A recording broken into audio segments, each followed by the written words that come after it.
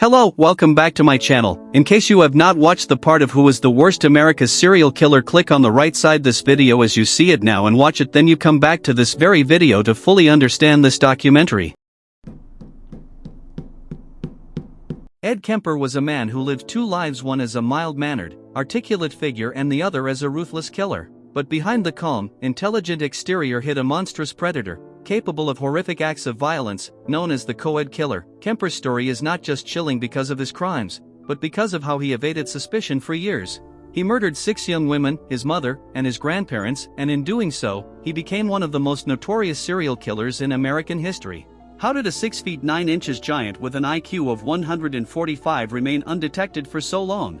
This is the terrifying story of Ed Kemper, the co-ed killer. Crimes like you were doing, it would be a guess, but it's not. It's far more than 35. It isn't that impossible in this society. It happens. But there are more people, they didn't give up. Or how many she didn't give up. I did. I came in out in the cold. And what I'm saying is there are some people who prefer it in the cold than people see.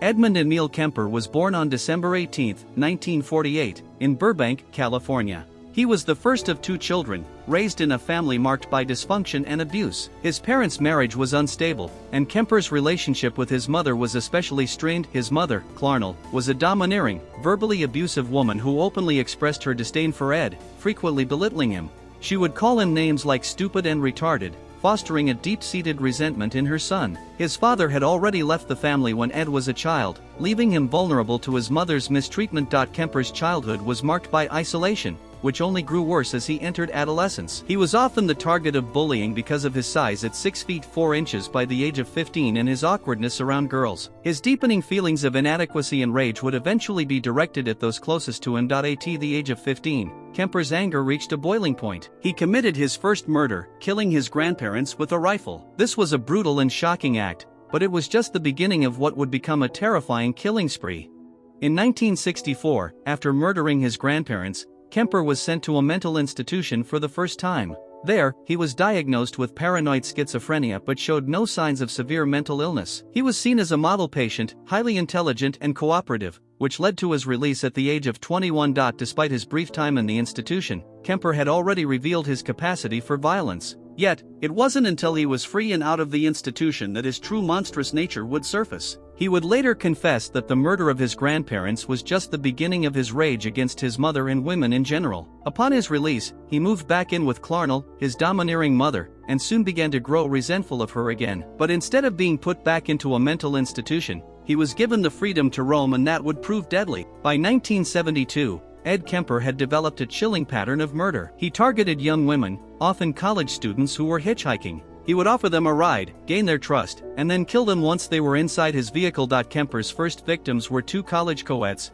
Mary and Pesci and Anita Lucchesa. He picked them up on May 7, 1972, and after driving them to a secluded area, he brutally murdered them. He decapitated both women, kept their severed heads as trophies, and disposed of their bodies in remote areas. Kemper's ability to manipulate women into trusting him, only to turn on them with unspeakable violence, was terrifying.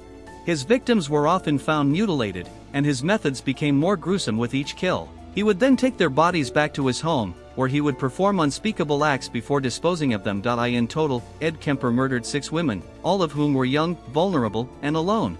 Yet, the most chilling part of his story was not just the murders, but his ability to evade suspicion. A man who seemed harmless, even charming, to those who encountered him. By April 1973, Kemper's relationship with his mother had reached a boiling point. He was deeply resentful of Clarnell's treatment, which had been constant throughout his life. The intense verbal abuse he endured from his mother led him to make a shocking decision. On April 20, 1973, Ed Kemper killed his mother. But this wasn't just a regular murder. This was the culmination of years of pent-up rage and frustration. He killed her in a fit of anger, smashing her head with a hammer, before decapitating her and performing a gruesome act. After killing his mother, Kemper displayed no remorse. He even kept her severed head, using it as a talking head, mocking her voice. This brutal act cemented his status as a cold-blooded killer who was willing to kill even those closest to him. But Kemper's crimes didn't end with his mother's murder. After killing her, he then turned to his final victim, his mother's best friend, Sally Hallett. He killed her in a similar fashion, before dismembering both women and hiding their remains.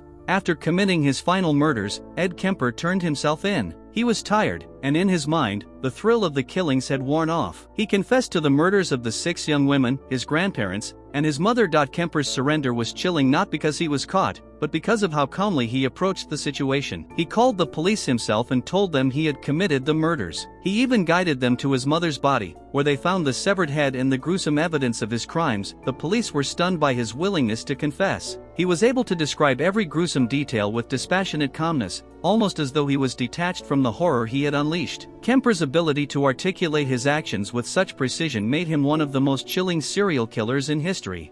The trial of Ed Kemper was one of the most disturbing in American history. His defense team argued that Kemper was insane, and that he was suffering from a mental illness that made him incapable of controlling his actions. However, the prosecution presented a chilling case. Kemper was a ruthless and calculated killer, and he had known exactly what he was doing. Despite his claims of insanity, Kemper was found guilty of all charges. In 1974, he was sentenced to life in prison without the possibility of parole. The courtroom was filled with shock and disbelief as the true extent of his crimes became clear. Kemper's chilling, calm demeanor throughout the trial only added to the terror of his story. His cold, matter-of-fact confessions left an indelible mark on the American public's psyche. Ed Kemper has spent decades in prison, where he has become something of a model prisoner. His intelligence, ability to articulate his thoughts, and calm demeanor have made him a subject of fascination for both criminologists and the public alike. He has provided several interviews over the years, giving chilling insight into his twisted psyche. His remorse, however, remains unclear. While he has expressed some degree of remorse for killing his mother, Kemper still stands by his belief that his actions were justified. As of 2020, Kemper remains incarcerated at the California Medical Facility in Vacaville, California. He is serving multiple life sentences without parole. Ed Kemper's story is a chilling example of the dangers of underestimating the truly dangerous. He was able to hide in plain sight, using his intelligence and charm to mask his true nature. His ability to blend into society, even after committing such horrific crimes, is what makes his case so terrifying. Kemper's calmness, his ability to articulate his crimes, and his lack of remorse speak to the disturbing truth. There are people among us who live perfectly normal lives, hiding the darkest secrets. Ed Kemper was not only a monster, he was a predator, one who preyed on the most vulnerable in society. His legacy is one of horror, and a reminder that evil can be hidden in the most unsuspecting places. John Wayne Gacy was a man who lived 2 lives. By day, he was a well-liked, successful businessman, known as a community pillar. By night, he was a monstrous killer, hiding behind the mask of a friendly clown.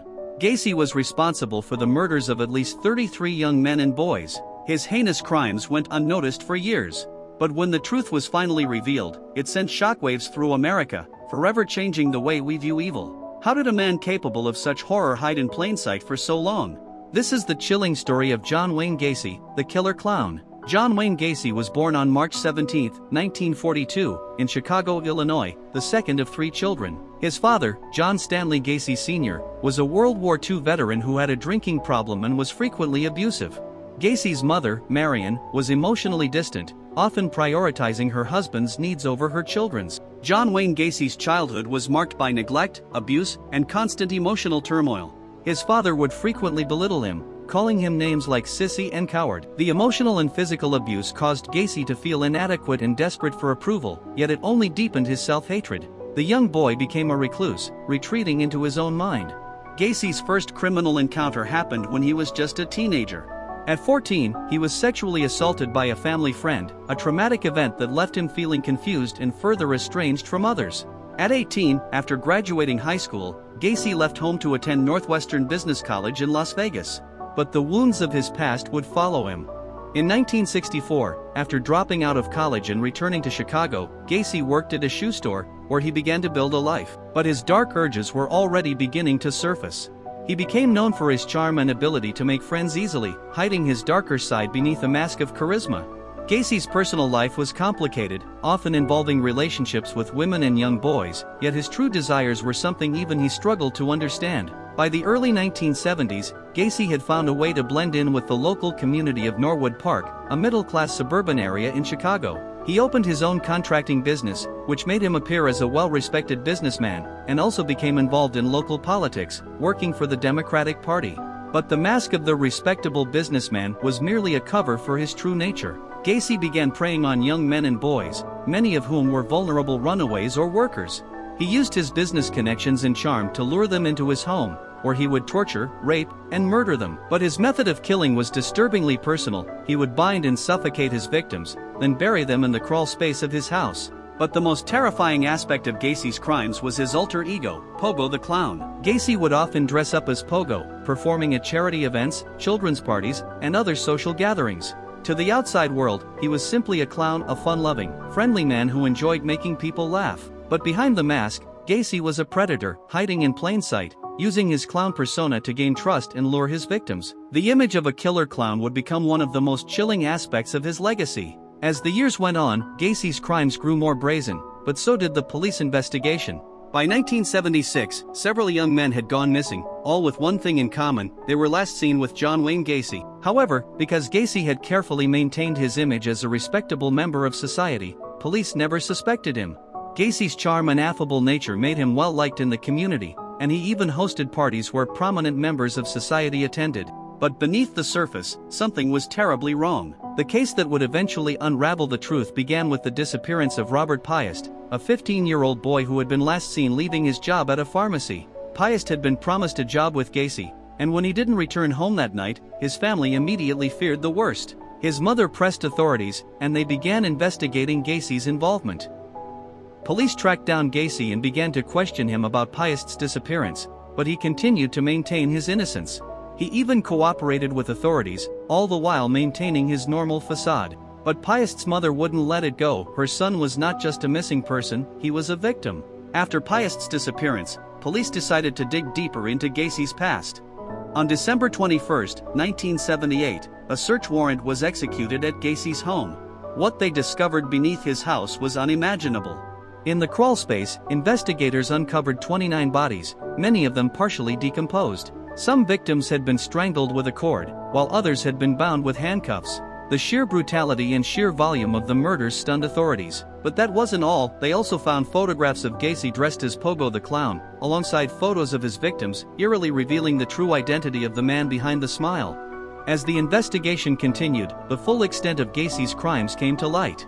He had killed at least 33 young men and boys, most of whom were buried in his home or disposed of in nearby rivers.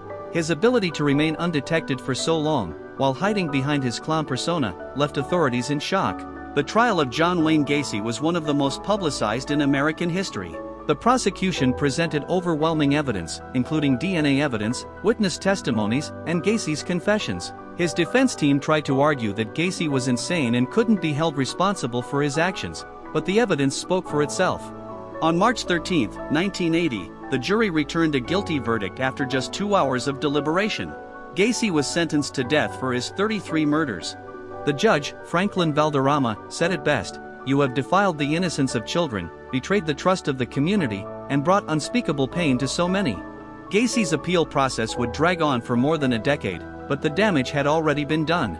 His legacy was sealed, and the world would never forget the image of a clown with blood on his hands. After years of legal battles, John Wayne Gacy's fate was finally decided. On May 10, 1994, after multiple appeals were denied, Gacy was executed by lethal injection in Stateville Correctional Center. His last words were chilling: "Kiss my ass." Though he had shown no remorse for his actions, his execution brought some sense of closure to the families of his victims. Gacy's death, however, could not erase the terror he had caused or the scar he left on the nation's consciousness. Even in his final days, he maintained his innocence, claiming that he was merely a victim of society. But the true monster had been revealed. John Wayne Gacy would forever be remembered as the killer clown, one of the most terrifying serial killers in American history. John Wayne Gacy was not just a serial killer, he was a master manipulator, a man who wore many faces, both literal and figurative. He hid behind the mask of a clown, a guise that allowed him to lure and deceive his victims without suspicion. His story is a chilling reminder of the dangers of unchecked evil. But Gacy's story also serves as a warning. His crimes could have been stopped long before they were. His ability to manipulate the public, the police, and even his own family speaks to the dangers of underestimating the truly dangerous. Even after death, Gacy's legacy lives on in the nightmares of those who survived, and in the memories of the families he left behind. But most importantly, his story is a stark reminder that the most terrifying monsters are often the ones who hide in plain sight.